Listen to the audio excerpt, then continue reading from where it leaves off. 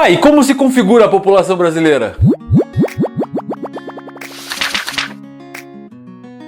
Olá, caro aluno, tudo bem com você? Essa é a quarta parte da aula 15 do nosso extensivo. Para você que tem pressa, uma aula de maneira divertida, rápida e direto ao ponto. Bueno, vamos. Hay nadie que pregunte. Bueno, gracias.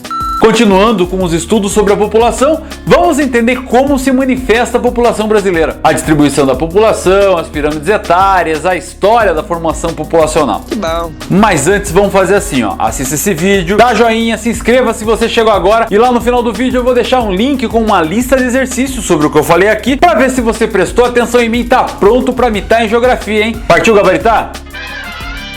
A população brasileira atual é de 207,7 milhões de habitantes, segundo dados do IBGE em 2017. O Brasil está no quinto lugar entre os países mais populosos, abaixo apenas da China, da Índia, dos Estados Unidos e da Indonésia. Existe a possibilidade de que o Brasil caia para sexto colocado nesse ranking, uma vez que estima-se que o Paquistão ultrapasse o contingente populacional brasileiro até o fim de 2018. Apesar de sermos um país muito populoso, temos em torno de 23, 24 habitantes por quilômetro quadrado, o que qualifica o país como pouco povoado. No Brasil, cerca de 175 milhões de pessoas vivem na zona urbana, enquanto que na zona rural vivem 32 milhões de brasileiros. Segundo estimativas do IBGE em 2016, no Brasil temos 48% de homens e 52% de mulheres. Nossas características étnicas se apresentam da seguinte maneira. Segundo dados de 2016, os brasileiros que se dizem pardos correspondem a 47%, os que se declaram brancos 44%, os que se consideram negro 8% e os indígenas, amarelos e outras etnias cerca de 1%. A taxa de crescimento demográfico do Brasil é de 0,77 ao ano, enquanto que a expectativa de vida atual é de aproximadamente 76 anos. A distribuição populacional no Brasil é bastante desigual, havendo concentração da população nas zonas litorâneas, especialmente do Sudeste e da zona da Mata Nordestina. Outro núcleo importante é a região Sul. As áreas menos povoadas situam-se no Centro-Oeste e no Norte. A população brasileira distribui-se pelas regiões da seguinte maneira: o Sudeste com 87 milhões, o Nordeste com 57 milhões, o Sul com 30, o Norte com 18 e o Centro-Oeste com 17 milhões. Historicamente, o povoamento do Brasil esteve ligado à expansão marítima europeia e ao tráfico de escravos africanos que acabou gerando. Porém, com a proibição do tráfico negreiro em 1850,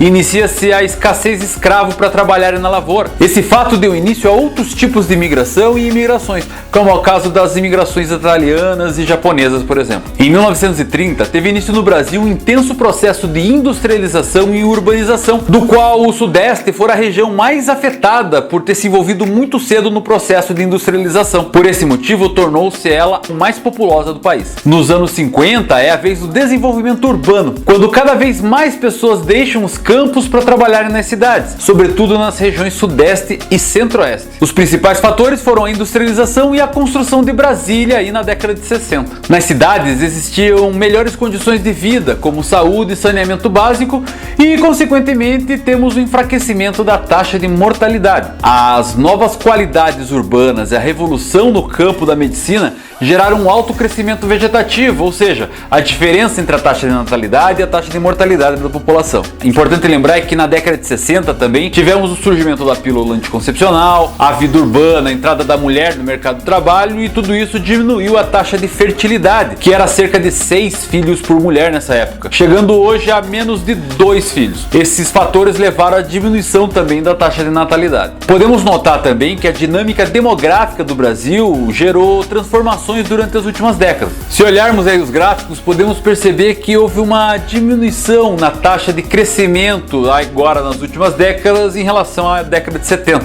A direção da população brasileira na primeira metade desse século, tanto pelo seu calibre quanto pela sua estrutura etária, já está bem delineada. E tanto a mudança na taxa de mortalidade quanto na de fecundidade já estão bastante adiantadas. A pirâmide etária brasileira, que possuía uma base larga e um topo estreito, mostrando Lembrando que existia uma superioridade de crianças e jovens, hoje em dia se apresenta já uma característica de equilíbrio. Ou seja, enquanto a população idosa de 65 anos de idade ou mais chegará a taxas elevadas de 2% a 4% ao ano, a população mais jovem ao longo dos próximos anos vai tender a diminuir. Conforme projeções da ONU de 3,1% em 1970, a população idosa brasileira passará aproximadamente a 19% em 2050. E o que isso quer dizer? Não sei. Quer dizer que nós, brasileiros, estamos nos tornando uma nação de velhos. Nossa! Assim como se demonstra as nações envelhecidas do leste da Europa, a trajetória etária brasileira ela vai gerar desafios mais para frente. Se não solucionados, vão levar o país a enfrentar muitas dificuldades, sobretudo as questões previdenciárias nas próximas décadas.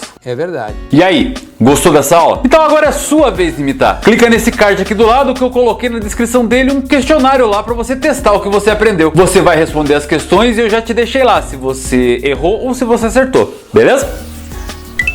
E claro, dá um joinha aqui no vídeo, inscreva-se no canal se você chegou agora e chama a galera toda para vir ser aluno, pois é isso que me incentiva a gravar cada vez mais vídeos para fazer você imitar em geografia. Toda semana tem uma aula diferente por aqui, então fica ligadinho aí no meu canal para você ficar craque e fazer o Enem, vestibular, prova militar, concurso e até as atividades da escola brincando, caro aluno. Muito obrigado por assistir esse vídeo até aqui, tchau!